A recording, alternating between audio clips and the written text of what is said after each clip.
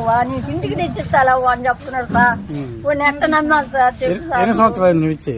చెప్పు. నేను కష్టం చేసి ఎండకు పోయి గాలికి పోయి ఎన్ని సంవత్సరాలు నువ్వు ఇచ్చి? 2 సంవత్సరాలు పోయింది సార్.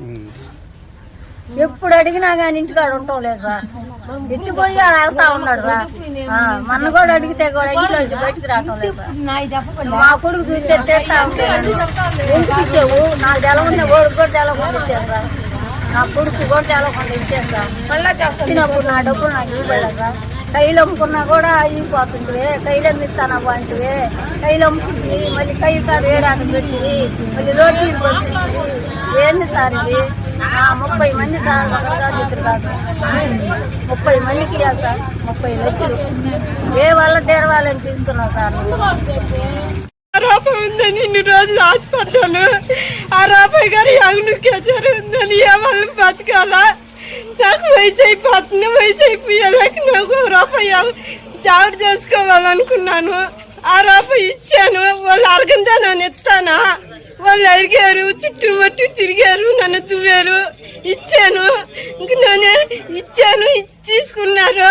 ఇంక సంవత్సరానికి కాగితం రాసి ఇయ్యన్నాను, డబ్బులు ఇయ్యన్నాను. చుట్టుముట్టు తిరిగాను, ఇయ్యలేదు. అయినా ఈకున్న లాస్ట్కి మా అన్నగారు వడ్లు అమ్మి నారా చేసేప్పుడు గారు ఇస్తానన్నారు. పేరు సుబ్బమ్మ సార్. మాది గోగులపల్లి. నా పేరు సుబ్బమ్మ. గుడ్లు కొనుక్కోవాలా అని చెప్పాడు సార్. దాసర వేణు గుడ్లు కొనుక్కోవాలని మా తమ్ముడు ఇంటికి వచ్చి ₹1,00,000 ఇచ్చాను సార్. నేను 1,00,000 ఇస్తే సంవత్సరం అయింది. దానికి తిరగా రాసిచ్చాడు. 300 తక్కువగా ఉంది. నాకు 300 కూడా ఇవ్వన్నాడు. 300 కూడా ఇచ్చాను మా తమ్ముడు ఇంటికాడ. తర్వాత ఒక సంవత్సరం దాని తర్వాత తిరగా రాసిచ్చాడు. మళ్ళీ కాగితం 1,24,000 రాసిచ్చాడు. రాసిన తర్వాత మేము కయ్యమ్మే వాడికి. కయ్యమ్మితే ఆ కయ్య కాడికి వచ్చి డబ్బులు ఇంటికి వచ్చి నాకు ఈ సుబ్బక్క అంటే మళ్ళీ మా తమ్ముడు భార్య చెప్పి ఇప్పించా. 1,24,000 కాగితం రాయించాడు. 1,24,000 రాయించాడు. రాసిచ్చి సంవత్సరానికి మళ్ళీ తిరగా రాయించాడు. 1,56,000 అయింది వడ్డీ. దాంతో కూడా అంతా కలిపి రాయించి ₹600 తక్కువ అయినా కానీ ₹600 కూడా నాకు తీసుకొని ఇస్తానని చెప్పి, నీ డబ్బులు ఇంటికి వచ్చి జాగ్రత్తగా ఇస్తాను సుబ్బక్క, వడ్డీ కూడా ఇస్తానని చెప్పాడు. నాకు 15 రోజుల కింద కూడా వడ్డీ ఇస్తానని చెప్పాడు. నిన్న కూడా ఫోన్ చేశా, నీ డబ్బులు నీకు ఇస్తాను సుబ్బక్క, ఎవరు ఎట్టయినా నీ ఇస్తానని చెప్పాడు. నాకు కయ్య అమ్ముకున్నాడు. కయ్య మహాడు కొన్నాడు. కయ్య కొనుక్కొని కొన్నాడు. అడ్డాలు తిరిగి మొన్న సంతకరువు పెట్టుకొని జాలంకాడు గుడికాడ 2,50,000 తీసుకున్నాడు సార్. అందరు సమ్మెర్తలు సార్. ముందు మా గోగులపల్లి, వెస్ట్ గోగులపల్లి, మహాలక్ష్మి గ్రూపు, మాధవి అనే అమ్మాయి సభ్యురాలు. మేము 9 మంది కడుతున్నాము.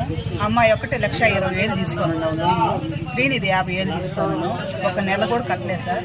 మేము 2 సంవత్సరాలు అయిపోయింది కట్టేసి. మాకు లోన్ ఇవ్వమంటే లోన్ అయితే క్లోజ్ అయిపోయింది. లోన్ ఇస్తాము. బ్యాంక్ వాళ్ళు ఏం చేస్తారు చూద్దాము, తర్వాత తెలుసుకున్నాము. వాళ్ళకి వస్తే కడతాం మేము అని అడుగుతున్నాం సార్. 2.5 లక్షలు అడ్వాన్స్ కట్టుకున్నాడు. 2.5 లక్షలు అడ్వాన్స్ కట్టుకున్నాడు. 2.5 లక్షలు అందరం అసలుకే ఒప్పుకున్నాం సార్. అందరం అందరం అసలుకే. శివాజీ గ్రూపు 2 లక్షలు తీసుకుంది. వాళ్ళ అత్త సార్. ఈ అమ్మాయి మాధవి వేణు వాళ్ళ అమ్మ. కట్టలేదు. కడతామన్నారు. కొద్దిగా గట్టుండారు. కట్టలేదు.